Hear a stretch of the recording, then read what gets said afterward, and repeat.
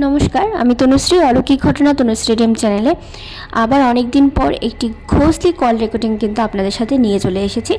আপনারা অবশ্যই জানাবেন আজকের ঘটনাটা আপনাদের কীরকম লাগছে।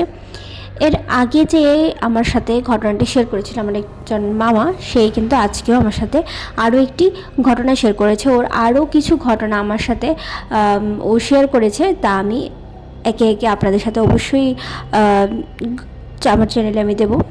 তো চলুন আজকের ঘটনায় চলে যাচ্ছি। ঘটনায় যাওয়ার আগে বলে রাখছি, আপনাদের যদি এই ঘটনাটি ভালো লেগে থাকে তাহলে অবশ্যই লাইক, শেয়ার, কমেন্ট করবেন। আর আপনাদের জীবনে যদি থেকে থাকে এরকম কোনো অলৌকিক ভৌতিক ঘটনা, তাহলে কিন্তু অবশ্যই আমার নিচে ফেসবুক বা ইনস্টাগ্রামের লিঙ্কে গিয়ে আমাকে ঘটনাগুলো লিখে পাঠাতে পারেন বা ভয়েস করে পাঠাতে পারেন। আর আপনারা যদি চান আপনাদের ভয়েস দিয়ে আমি আমার চ্যানেলে সেটা শেয়ার করি, অথবা আপনারা যদি চান আমার ভয়েসে আপনারা এই ঘটনাটা শুনতে চান, তাহলে আপনারা যেরকমভাবে চাইছেন ঠিক সেরকমভাবে কিন্তু আমার চ্যানেলে আমি ঘটনাটি শেয়ার করব। আপনাদের নিজস্ব ঘটনা আমি শেয়ার করব।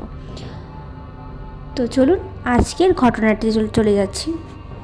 ঘটনাটা ছোট্ট, কিন্তু ঘটনাটা আছে না, মানে খুব ডেঞ্জারাস একটা ঘটনা। এটা আমি অনেক আগে শুনছিলাম, ধরো কইতে আমার খেয়াল নাই। ঘটনাটা হইছে বাংলাদেশের। বাংলাদেশ জায়গাটার নাম হইছে রূপনারায়ণপুর বা এমনই কিছু একটা হইব সামথিং, আমার জায়গাটার নাম ঠিক মনে নাই। তো যে ভদ্রলোক ঘটনাটা কইছে তাইনে ওই লোকাল মানুষের মুখে ঘটনাটা শুনছে। তো অনেক আগে, মনে কর এটা 2000 তো না, ওই 1980 বা 70 থেকে 80-র মাঝখানে বাংলাদেশের লিবারেশন ওয়ারটা ওই আর সারছে আর কয়েক বছরের মধ্যের ঘটনা। তো একটা জামাই মানে ইয়ের থেকে ঢাকা বা এমন কোনো একটা শহর এলাকার থেকে ওই গ্রামটাতে গেছে ঘুরতে বউ বাচ্চা নিয়ে। তো ভদ্রলোকের একটা বাচ্চা মেয়ে আর ওয়াইফ আসলো সঙ্গে। তুই গেছে, তো আমরা দেখিস বাড়িতে আত্মীয় স্বজন আইলে আমরা আশেপাশের বাড়ি ঘরে কেউর বাড়ির সামনে মন্দির থাকলে বা কোনো পপুলার কোনো জায়গা বা পার্ক থাকলে আমরা ঘুরাইতে নিয়ে যাই। তো গ্রামের মানুষদের ওই টাইমে একটা মেলা চলতে আসলো, বিশাল বড় একটা মেলা, লোকাল একটা মেলা চলতে আসলো। তো তারা সবাই কি করছে, বাংলাদেশের ওই সাইডটা হিন্দু বসতি আসলো। তো ওই মেলাটার মধ্যে জামাইরে নিয়ে গেছে। তো মেলা টেলা ঘুইরা জামাই ঘুরতে ঘুরতে হঠাৎ করতেছে, তোমরা বাড়ির দিকে এরকম হন্টেড প্লেস বা এমন ভৌতিক কোনো জায়গা আসেনি? তো ওই যে শালাশালি আসলো বা যে সঙ্গের মানুষ, তারা কইতেছে এমন তো কিচ্ছু নাই, তবে পুরান একটা মন্দির আছে, ভদ্রকালী মন্দির। ওই মন্দিরে আগে দেবীর পূজা হইতো, এখন পূজা টুজা কিচ্ছু হয় না। কয় ওই মন্দিরটা, আর একটা কথা, মন্দিরে যদি কোনোদিন ঠাকুরের পূজা হয় হইয়া বন্ধ হয়ে গেছে, এখন পূজা হয় না, ওই মন্দিরটা কিন্তু মানে কি কয়, ঠাকুর সাইডে গেলে ওই মন্দিরটা কিন্তু মানে অপশক্তির আস্তানা হয়ে যায়। কারণ ঠাকুরের তো এইসব বিশাল পজিটিভ এনার্জি, এবার পূজা হইতাছে না, বিগ্রহ ভাঙ্গা গেছে গা, বিগ্রহ চুরি গেছে গা, মন্দির খালি, তাহলে এটা একটা অপশক্তির আস্তানা হয়ে যায়। তো তারা সবাই কইছে ঠিক আছে চলো আমরা লইয়া যাবো। তো এই ভদ্রকে নিয়ে যখন ওই জায়গাটার মধ্যে গেছে, তো ভদ্রলোকের সঙ্গে বাচ্চা মেয়েটা আসলো আর ওয়াইফ আসলো। তারা গেছে প্রায় প্রায় সন্ধ্যা হয় টাইমটা। ওই টাইমটার মধ্যে গিয়া তারা সবাই বাইরের থেকে মন্দিরটা দেখতেছে, অনেক মানে পুরান টাইপের বানানো একটা মন্দির, মানে হিন্দু মন্দির যেরকম হয়, অনেক পুরান টাইপের। উপরে একটা বট গাছ না অশ্বত্থ গাছ আছে, জায়গার একটু ছায়া ছায়ার, ভিতরটা অন্ধকার। সন্ধ্যা হয় 3 সন্ধ্যার টাইমটা। হঠাৎ করে কি করছে, বাচ্চা মেয়েটা যে কেউরে কিছু কোয়া নাই বলার নাই, হঠাৎ করে হাতের মধ্যে একটা পাথর নিয়া মন্দিরটার ভিতরে ধুম করে একটা ঢিল মারছে। আর ঢিলটা মারছে পরে মন্দিরের তো ভিতরে কিছু নাই, তাহলে নিশ্চয়ই ফ্লোর বা ওয়ালে পড়বো। আর কংক্রিট বা মাটি যেখানেই এটা পড়ে একটা শব্দ হইব। আর কোনো গরু বা কোনো মানুষের গায়ে যদি ঢিলটা পড়ে, তাহলে দিয়ে অন্যরকম একটা শব্দ হয়। তো কংক্রিটের শব্দটা হয়েছে না, শব্দটা অন্যরকম শব্দ আসলো। আর ঢিলটা মারার সঙ্গে সঙ্গে ভিতর থেকে একটা সাউন্ড ভাইসে আইছে, এরকম এরকম একটা সাউন্ড ভাইসে আইছে। মানে না মানুষ না পশু, মানে অন্যরকম একটা সাউন্ড এটা। তো তারা সঙ্গে সঙ্গে ভয় পাইয়া গেছে গা।